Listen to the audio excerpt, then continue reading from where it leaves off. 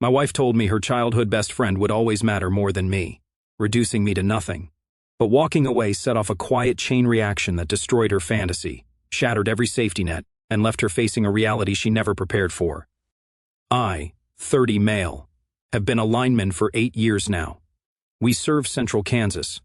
The work isn't glamorous, but it's honest and pays well. My ex-wife, Amelia, and I had what looked like a good life in Wichita. I owned the house, bought it 2 years before we met, kept the title clean, mortgage in my name only, thank God. She was a graphic designer, freelance mostly, pulling decent money designing logos for local businesses and the occasional website project. We split the bills fairly. I covered the steady expenses like mortgage, utilities, and insurance, while she handled groceries and her own business costs. Her income fluctuated wildly depending on projects, but mathematically it worked out. Our routines were tight and predictable. I'd wake up at 5:30, hit the garage gym I'd built out with a squat rack and Olympic weights, 45 minutes of squats, bench, deadlifts, and overhead press before most people were awake. Amelia never understood the appeal. She preferred the idea of a regular gym membership like normal people. Anyways, after my workout, we'd cross paths in the kitchen. Coffee for me, some fancy tea blend for her. I'd check the weather radar. She'd scroll through design inspiration on Pinterest. Then I'd roll out for work while she started her day from the home office. By evenings, I'd get home around 4 unless we caught a call out. Amelia usually wrapped up work by 5. We'd walk Ranger together. My German Shepherd I'd trained from 8 weeks old. The dog was dialed in because I put in the work, though Amelia preferred giving him treats without commands and undermining the structure I'd built. Ranger came from a working line breeder outside Salina. I'd picked him out at 6 weeks, brought him home at 8, and started structure training immediately. By 6 months, he had reliable sit, down, stay, come, and heel. Life was stable. We had routines, split responsibilities, and didn't fight much. I thought that counted for something. Amelia seemed content with our setup, or at least she never complained about it directly. The signs were subtle at first. She started checking her phone more during dinner, laughing at texts she wouldn't share, new inside jokes I wasn't part of. But honestly, after 10 hours of switching out transformers or restringing conductor, I wasn't looking for drama. I just wanted to eat, walk the dog, and crash. That's when she started talking about Adam more often, her childhood best friend from high school, who'd moved back to Wichita with his wife Bella. Amelia was excited to reconnect, which seemed normal enough. Old friends moving back to town, wanting to catch up. I didn't think much of it. She pitched the dinner idea on a Tuesday. Adam and his wife Bella wanted to have us over, get to know each other, since we'd all be hanging out. She had been talking about Adam for weeks, and I figured it was time to put a face to the name. Their place was across town in Riverside, one of those newer developments with tiny yards and houses built 6 inches apart. Adam answered the door. Average height, designer jeans, probably spent more on his haircut than I spent on boots. The handshake was firm enough, but he had desk job hands. Soft palms, manicured nails, the works. Guy looked exactly like what he was, a marketing professional who'd never done manual labor in his life. Bella was different. Quiet, polite, but something felt off. She smiled when Amelia hugged her, but it didn't reach her eyes. And Amelia, hand on Adam's arm while talking and acting a bit too close with him. I still didn't mind. Old friends and all, and I am not insecure. Dinner conversation started normal. Adam worked in marketing for some tech startup downtown. Bella was a CPA with her own small practice. They asked about my work and I gave them the standard explanation, keeping the lights on when Mother Nature throws a tantrum. Amelia jumped in with stories about me getting called out at 3 a.m., making it sound more heroic than it was. But here's where things got weird. Amelia and Adam kept referencing shared memories that excluded everyone else. High school this, college that. Remember when we used to whatever. Bella and I might as well have been furniture. Every story started with remember when we and ended with them laughing while Bella stared at her plate, like she was considering setting it on fire. Amelia would grab his wrist when making a point. He'd nudge her shoulder when telling a story. Nothing inappropriate, but it just felt wrong. You know when your gut is screaming at you. I started paying more attention. Bella excused herself to the bathroom twice, and both times Amelia barely noticed. Then Bella's responses got shorter as the evening progressed. When Amelia complimented Adam's cooking, Bella muttered something about him never cooking when it was just the two of them. Small details, but they painted a picture. After dinner, Adam suggested we check out their back deck. Amelia immediately linked arms with him while walking outside, leaving Bella and me to follow. I found myself making small talk with her about property taxes, while Amelia and Adam had their own conversation 10 feet away. She was easy to talk to, asked good questions about my work, and seemed genuinely interested. When I mentioned the mutual aid deployments, she wanted to know about the logistics, how crews coordinate across state lines, how we handle different utility standards, what it's like working 16-hour shifts in disaster zones. Must be satisfying, she said. Fixing something that thousands of people depend on. Better than sitting in meetings about meetings, I replied. She actually laughed. Meanwhile, Amelia and Adam were in their own bubble. And when Adam's phone buzzed, Amelia peeked at the screen like it was the most natural thing in the world. That's when I knew this wasn't just old friends catching up. Bella and I made eye contact for a second, and I knew we were both thinking the same thing. The drive home was quiet. Amelia stared out the window, smiling to herself. I asked what she thought of Bella, and she shrugged. She's fine. A little uptight, maybe. Adam says she works too much.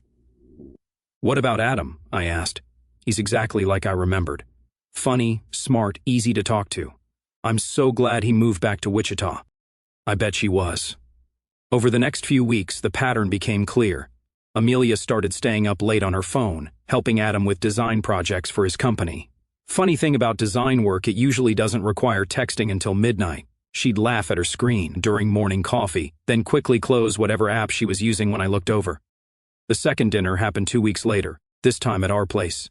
The same dynamic played out. Amelia and Adam in their own bubble. Bella and me making conversation about everything except the obvious.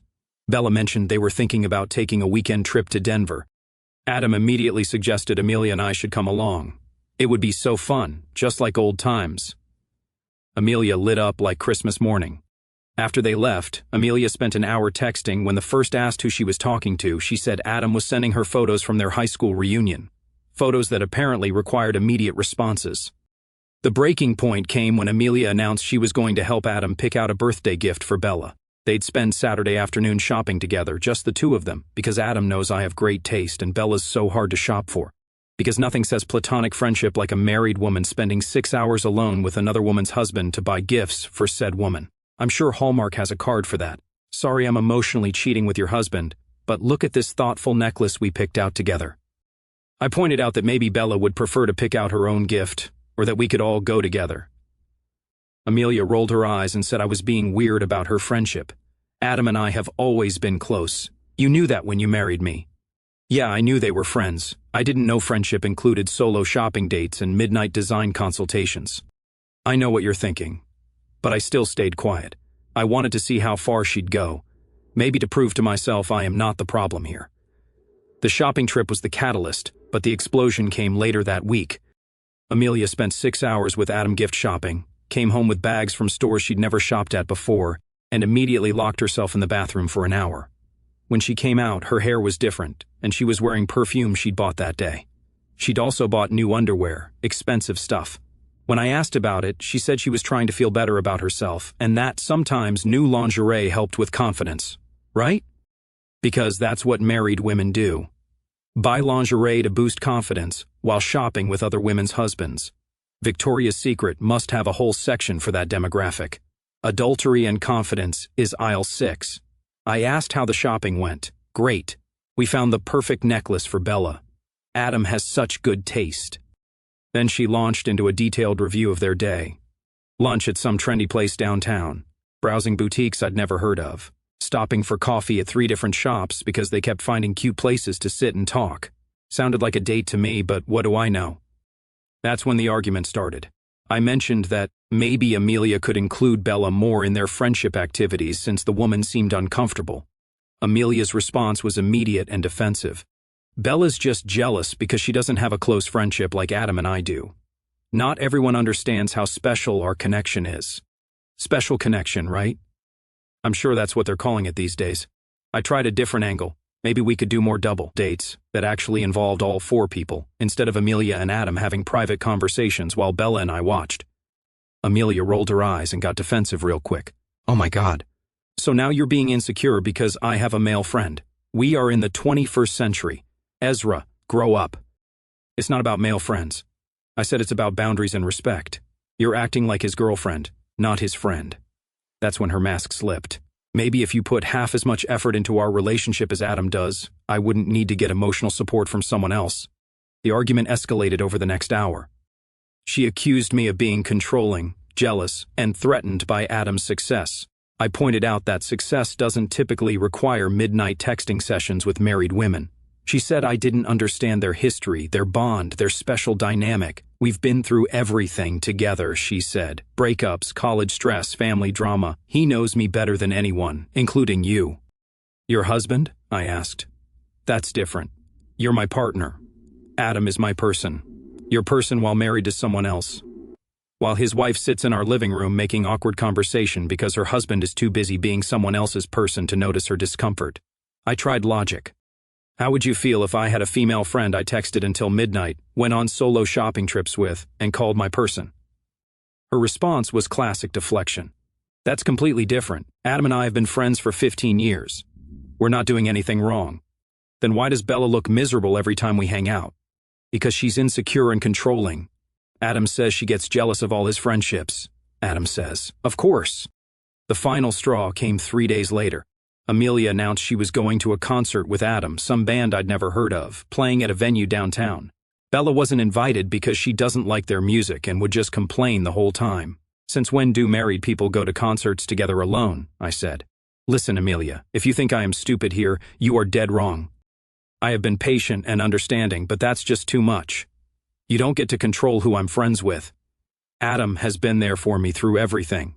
He's never let me down, never made me feel bad about myself, never tried to change who I am. I was apparently guilty of all those things. Never mind that I'd never once asked her to change, never criticized her career choices. Never made her feel bad about anything, except maybe her inability to train the damn dog properly. He understands me in ways you never will, she continued. We have a connection that goes deeper than anything else in my life. He's not just my friend, he's my soulmate. I stayed calm. Oh, really? And where does that leave us? Roommates? Her answer killed whatever was left of our marriage. He was here before you came into my life. He will always be more important than you. So stop being an insecure jerk. There it was. The truth. She'd been dancing around it for months and finally said it out loud. I wasn't her husband. I was the guy who paid half the bills while she played house with someone else's spouse. I just nodded. Good to know. The room went silent for a minute. I could see her getting confused. She expected a fight. She expected me to beg, argue, or try to compete with Adam for her attention. What do you mean? I mean what I said. It's good to know where I stand here. Right. So now you're going to play victim and make me feel guilty for wanting to have fun with my best friend? And I smiled. Amelia, conversation is over. Go and have fun. I mean it. She stared at me for a moment, then walked out. I went upstairs, checked my bank account on my phone, and started planning for my next move. She'd made her choice. Now I was making mine. The next morning, she acted like nothing had happened. Made her tea, scrolled through her phone, texted Adam good morning while I drank my coffee. She probably thought she'd won, that I'd accepted my place as the backup option to her soulmate. She was wrong. I don't do backup. Time to handle this like business, and my business with her was done. I went quiet for 2 weeks. Not feeling sorry for myself, but planning. I needed to understand Kansas divorce law, document our financial situation, and plan my approach without tipping Amelia off. She'd gotten comfortable thinking I was too weak to challenge her disrespect. That comfort would work in my favor. I spent my lunch breaks at the Wichita Public Library researching divorce statutes and case law. Kansas is an equitable distribution state, not community property, which meant the judge had discretion about asset division. The house was mine, bought before marriage, title clean. No-fault divorce meant I didn't need to prove adultery, just incompatibility, but documenting financial misconduct could still affect asset division. Every dollar Amelia spent on her friendship was a dollar she'd taken from our joint account for activities that excluded me. The first stop was my bank. I opened a new individual account at a different bank and started tracking every deposit. My paychecks, Amelia's freelance payments, when money went in, and where it came from. I couldn't just drain our joint account. That's technically theft, but I could protect my contributions with proper documentation. The joint account told an interesting story when I analyzed the statements. My paychecks went in like clockwork, same amount every 2 weeks. Direct deposit predictable. Amelia's deposits were erratic, but her spending was constant. Restaurants I'd never been to. Clothing stores I'd never heard of. Charges for Kansas City on weekends when she claimed to be working. The second stop, I called a lawyer. Tom was a family law specialist with 20 years of experience and a good reputation. He laid out Kansas divorce law in simple terms. No-fault state, equitable distribution of marital assets, separate property stays separate if you can prove it. Document everything, he said. Communication, financial transactions, any evidence of dissipation of marital assets. The courts don't care why your marriage failed, but they care if someone wasted marital money on inappropriate activities. Inappropriate activities like concerts and shopping trips with other women's husbands. I started screenshotting Amelia's texts when she left her phone lying around to document the financial impact of her friendship. The credit card statements were revealing. $150 dinner charges at upscale restaurants on nights when I ate leftover casserole at home. Concert tickets for $200. Purchased the same day Amelia told me she was too tired to go out with me. Week 3, something interesting happened. Bella texted me. Hi Ezra, this might be weird, but do you have time to talk? I'm starting to feel crazy, and you're the only other person who might understand what I'm seeing. We met for coffee. She looked tired, stressed, like someone who'd been gaslighting herself for months. I'm not paranoid, right? She asked. The way they act around each other isn't normal friendship behavior. I told her about Amelia's soulmate comment, about being informed that Adam would always be more important than me. Bella's face went white. She said that to your face. Word for word. Bella stared at her coffee for a long moment. Adam's been different for months, secretive, always on his phone, making plans without including me. When I ask about it, he says I'm being controlling and that Amelia is just a friend who needs support. Support for what? Her unhappy marriage. Apparently, according to Adam, you don't appreciate her and she feels unheard in the relationship. That was rich. There's something else, Bella continued. We have a prenup. My family insisted on it before we married because I inherited some property from my grandmother. If Adam files for divorce, he gets minimal alimony and no claim on my separate assets. But if I file, I keep everything, and he gets standard spousal support for maybe 2 years max. Why are you telling me this? Because if they're doing what I think they're doing, I want them to face consequences. And if Amelia thinks she's getting a fairy tale ending with Adam, she should know what his financial situation will look like after I'm done with him. She had steel in her spine. I liked that about her. Plus, she added with a dry smile, I'm tired of being the only adult in a room full of teenagers playing house. I smirked. Don't worry, you're not alone in this. We agreed to keep each other informed if we discovered anything concrete. 2 days later, Amelia announced she was taking a girls' weekend trip to Kansas City.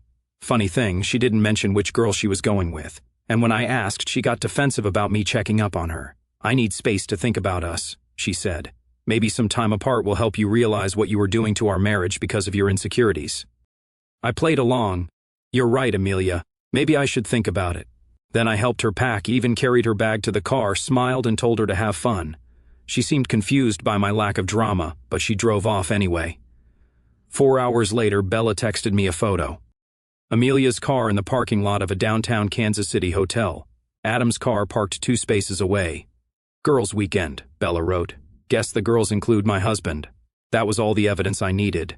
I forwarded the photo to Tom with a note. Please prepare the paperwork. I'll bring you financial documentation on Monday. Amelia came home Sunday night with shopping bags and stories about spa treatments and girl talk. She seemed refreshed, happy, like she'd solved some major life problem. In a way, she had. She just solved it differently than she intended. Bella worked fast. Monday morning, she checked Adam's phone while he was in the shower. Found hotel receipts, restaurant charges, and text conversations that left no doubt about what their friendship had become. The texts were pathetic. Adam complaining about feeling unappreciated by Bella. Amelia whining about feeling trapped in an emotionally unavailable marriage. 2 people convincing each other that their spouses were the problem while they played house in hotels. You understand me like no one else. Bella read to me over the phone, I wish I'd married you instead. That's from my husband to your wife. Dated last Thursday. Bella photographed everything before Adam got out of the shower. Bank statements showing hotel charges, restaurant receipts, even a jewelry purchase. I recognized the gift for Bella that Amelia had helped Adam pick out. Except it wasn't for Bella. The receipt clearly showed Amelia's ring size. I'm filing today, Bella said. My lawyer says we can serve him this afternoon. How's your timeline looking? Tomorrow, I told her. I want them both served on the same day. Tuesday afternoon, 3:30 p.m. Amelia was in her home office, probably texting Adam about their next secret weekend. The doorbell rang. She called for me to answer it, but I was in the garage organizing tools. I heard voices through the kitchen window. She was arguing with someone about papers she didn't want to accept. Yeah, guess what papers? The process server, explaining that refusal to accept service doesn't prevent legal service. Amelia's voice getting higher as reality set in. The guy was professional about it. He explained the documents, clearly, answered her questions politely, and made it clear that throwing the papers back at him wouldn't make them disappear. By the time she burst into the garage, Amelia had been thoroughly educated on how legal service actually works. She burst into the garage holding the divorce papers, face red with anger and shock. "What the hell is this, Ezra?" "Paperwork," I said, not looking up from my tool bench. "For dissolution of marriage due to incompatibility." "What the hell is wrong with you? You can't just divorce me without warning." "My bad. I'll notify you next time." She didn't like that. She threw something toward me, then started yelling. "You are such an asshole. I can't believe you're doing this to me. How dare you, after years of marriage, you throw everything away because you are such an insecure little bitch," I snapped. "You still got the nerve to lie to my face." "Listen here, you bitch. Don't think you can fool me here. I know everything. I saw everything. So watch your damn mouth. You don't get to talk anymore. Understood?" She went silent. Waterworks started. "My lawyer will handle all communication from here." She broke down, started crying. She was genuinely shocked. "No, Ezra, please listen. Whatever you think you saw is absolutely fake. I would never." "Adam's getting served right about now, too," I mentioned casually. "Bella found some interesting photos on his phone." Her face went white. No, that bitch. She must have sent you photoshopped things. Ezra, please listen to me. She is jealous of us." I cut her off again. "You're making yourself look even more pathetic now. We're done. What am I supposed to do? Where am I supposed to go?" "Please don't be so cruel," she asked. "Figure it out. You've got your soulmate to help with logistics." That hit home. She left that night to stay with her sister. Within 24 hours, the flying monkeys started circling. Her sister called me a controlling asshole. Her friend Megan texted paragraphs about what a mistake I was making. Even her mom called to lecture me about abandoning my wife during a difficult time. I responded to exactly none of it, changed my number, blocked them all on social media, and let Tom handle any communication that actually mattered. The interesting part was what happened to Adam and Amelia after their secret was out. Instead of hiding their relationship, they went public immediately. Amelia moved in with Adam within a week. They posted couple photos on Facebook, checked into restaurants together, acted like teenage rebels who'd finally found true love. Problem was, Adam's divorce wasn't finalized. Bella's prenup meant he was about to lose his comfortable lifestyle, and Amelia's divorce meant she was losing her comfortable house. Two people who'd built a fantasy around forbidden romance suddenly faced the reality of starting over together with limited resources. The fairy tale was about to meet the real world. 3 months post-filing, my life had structure again. Real structure, not the performative routine of pretending to be married to someone whose heart belonged to another man. Work was steady and satisfying. Storm season brought mutual aid deployments across Kansas and Oklahoma. I spent 2 weeks in Joplin helping rebuild distribution lines after a tornado outbreak, working 12-hour shifts and banking overtime that padded my post-divorce savings. My supervisor noticed the change. "You've been more focused lately," he said during my quarterly review. "Whatever stuff you were dealing with, looks like you sorted it out." I'd been promoted to lead lineman on my crew, which came with better pay and first pick of overtime assignments. Physical training became my religion. The garage gym saw daily use and the numbers climbed steadily. Bench press went from 205 times 5 to 245 times 5. Squats jumped from 315 times 5 to 365 times 5. Deadlifts climbed to 405 times 3, and overhead press hit 135 times 5. Consistent progress from having unlimited time to focus on myself. Kind of refreshing after months of trying to decode what everything's fine actually meant. Some days I lifted angry, some days I lifted tired, but I showed up every morning at 5:30 and moved weight until my head was clear. Ranger thrived with the extra attention. We worked obedience daily. Sit, down, heel, place commands until they were bulletproof. Introduced him to an e-collar system and spent weeks conditioning him properly. Now he could hold a place command for 20 minutes while I worked in the garage, and his recall was instant, even with distractions. The dog needed daily mileage, so we started running together. 3 miles became 5, 5 became 7. He loved the routine, and I needed the mental reset that comes from putting one foot in front of the other until your brain stops churning. 5 months after filing, I bought the Indian Scout bobber I'd been researching. Black on black, mid-controls, Vance and Hines slip-ons, and a tail tidy that cleaned up the rear end. Took the MSF course, bought proper gear, and started exploring Kansas back roads on weekends. The Scout was perfect for Kansas riding. Enough torque to pass anything on the highway, comfortable enough for all-day trips, reliable enough that I never worried about being stranded. Indian had nailed the build quality, and the 1133cc engine had that perfect V-twin rumble that made every ride feel like therapy. The bike was pure freedom. Weekend rides became my reset button. I'd head out Saturday morning with no particular destination, follow farm roads through the Flint Hills, stop at small-town diners where the coffee was strong and the conversations were genuine. Money flowed differently without Amelia's expenses. No more joint credit card charges for restaurants I'd never been to, boutique shopping sprees, or mysterious weekend trips. My individual account grew steadily while Amelia and Adam figured out how expensive their true love actually was. Through Bella and mutual friends, I heard updates about their situation. Adam's divorce was costing him exactly what Bella had warned: spousal support, legal fees, and zero claim on her family property. Amelia's freelance income couldn't cover their new apartment's rent, so Adam was working overtime to support 2 households while his divorce finalized. The romance was struggling under financial pressure. Turns out secret hotel weekends lose their magic when you're splitting grocery bills and arguing about whose turn it is to pay for utilities. Who could have predicted that? The surprising development was Bella. 6 weeks after Adam moved out, she texted asking if I wanted to grab coffee. Not for relationship talk or shared misery, just because she was bored. And I was one of the few people who understood the specific weirdness of our situation. Coffee became a regular thing. Bella was good company, smart, funny in a dry way, and completely uninterested in rehashing the past. We talked about work, movies, places we wanted to travel, Rangers training progress, normal conversations between 2 adults who happened to share some unfortunate history. She'd started her own CPA practice after her divorce, focusing on small business clients who appreciated her attention to detail. 8 months post-divorce, we officially started dating. Took things slow. Coffee dates became lunch dates. Lunch became dinner.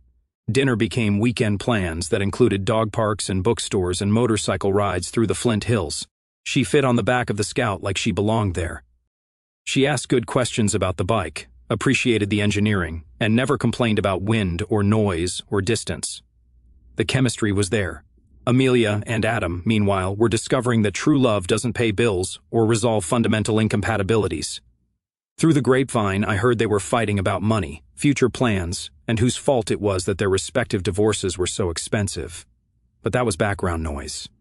My focus was forward, work, training, and relationships that respected me. I was living my best life. 10 months after filing, the divorce was nearly final. Tom had handled everything cleanly.